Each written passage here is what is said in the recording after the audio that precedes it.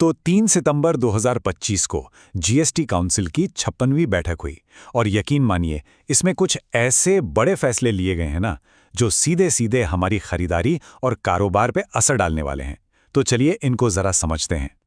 देखिए, इस बैठक का एक बड़ा मकसद तो था आम लोगों को राहत देना और व्यापार को थोड़ा और आसान बनाना।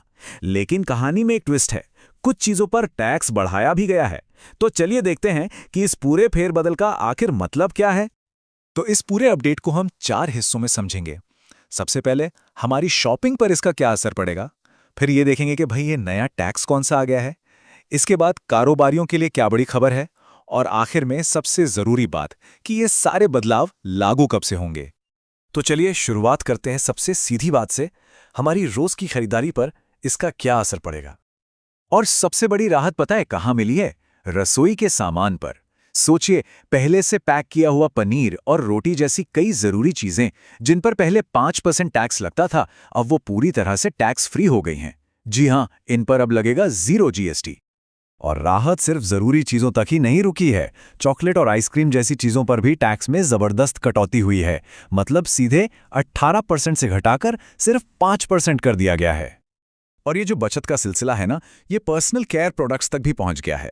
Toothpaste, shampoo, hair oil, toilet soap, मतलब रोजाना इस्तेमाल होने वाली इन कई चीजों पर टैक्स को 18% से घटाकर सीधा 5% कर दिया गया है। घर के बड़े सामानों पर भी बहुत बड़ी राहत दी गई है।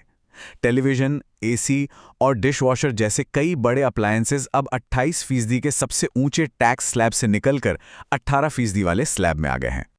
तो मतलब कुल मिलाकर देखें तो कंज्यूमर इलेक्ट्रॉनिक्स पर टैक्स में सीधे सीधे 10% की बड़ी कटौती हुई है। और ये उन लोगों के लिए एक बहुत बड़ी बचत है जो इन्हें खरीदने का सोच रहे हैं। अच्छा, अब चलते हैं अगले हिस्से पर और जरा सिक्के का दूसरा पहलू भी देख लेते हैं, क्योंकि कुछ चीजों के लिए एक बिल्कुल नया और ऊंचा टैक्स स्लैब बनाया गया है। तो काउंसिल ने एक बिल्कुल नया 40% का टैक्स स्लैब बना दिया है और इसका मकसद बिल्कुल साफ है, लग्जरी आइटम्स और जिन्हें सिन गुड्स कहते हैं, यानी स्वास्थ्य के लिए हानिकारक माने जाने वाले सामान, उन पर टैक्स का बोझ बढ़ाना।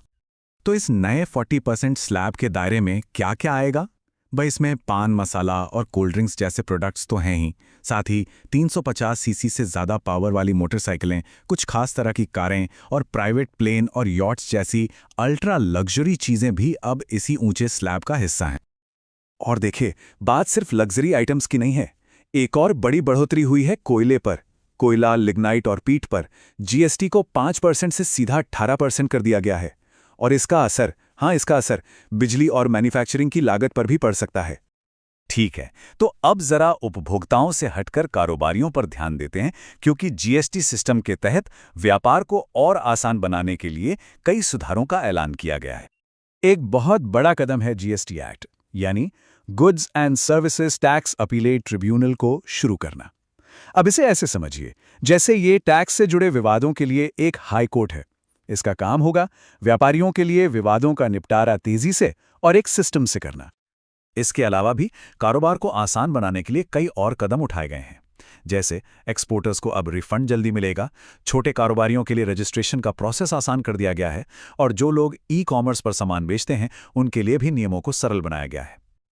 अब आते हैं सबसे जरूरी सवाल पर कि ये सारे बदलाव आखिर लागू कब से होंगे। देखिए, काउंसिल ने इन्हें एक साथ लागू करने के बजाय एक फेज्ड तरीके से, मतलब कि किश्तों में लागू करने का प्लान बनाया है। तो प्लान ये है, 22 सितंबर 2025 से सर्विसेज और ज्यादातर सामानों पर तो नई दरें लागू हो जाएंगी, लेकिन तंबाकू और पान मसाला जैसे जो प्रोडक्ट्स हैं उन पर होने वाले बदलावों को अभी के लिए टाल दिया गया है। लेकिन ये देरी हो क्यों रही है? तो जीएसटी काउंसिल के मुताबिक तंबाकू और पान मसाला पर पुरानी दरें तब तक लागू रहेंगी जब तक कंपेंसेशन सेस से जुड़ा हुआ एक पुराना कर्ज पूरी तरह से चुका नहीं दिया जाता। तो आखिर में एक बड़ा सवाल यही उठता है कि सैकड़ों चीजों की टैक्स दरों में इस फेरबदल के बाद क्या जीएसटी सिस्टम सच में और आसान हुआ है, या फिर इसमें एक नई तरह की कॉम्प्लेक्सिटी, एक नई उलझन आ गई है? ये वाकई एक सोचने वाली बात है।